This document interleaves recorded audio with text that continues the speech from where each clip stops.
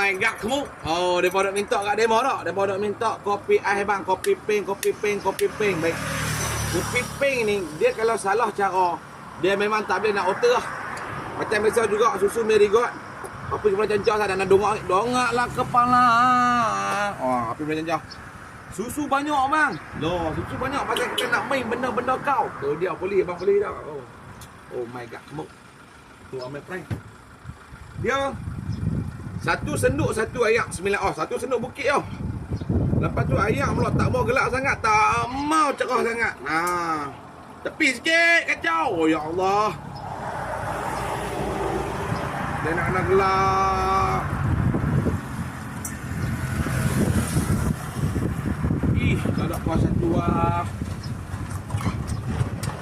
Garam main mana? Garam kita buat dah. Dalam cawan yang kita bersiap panas, kita bergaram siap. Dia subhanallah. Dia kalau gelap sangat kita nak minum tak boleh. Gelap kalau apa minum tak boleh. Dia nak kalau Johnny lah. Agak-agak kopi ni ala-ala mak-mak buat lah.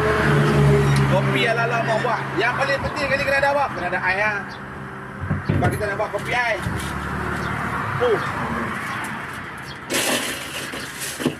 Air ada.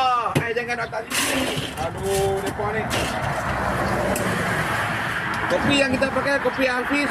Plastik kita guna 69. Harga kita jual no kopo. Untuk kopi peng no kopo. Jangan nak tanya lah. Lepas tu dia tanya kita, abang, kalau kedah ni ikat getah banyak ah. Sat nak tunjuk gambar. Bismillah. Sebenarnya getah ni lebih peranan daripada tali. Sana, bismillahirrahmanirrahim. Kemut dia macam ni, apa kemut dia kepala macam ni. Hampa ambil getah. Hampa main jari kelingking, tarik tu. Okey, hampa pusing sekali. Lepas tu hampa buh kat bau dia belah ni, hampa bau lah ni. Dia duduk nampak tu. Segok tak ni. Inilah function kita. Bismillah tak.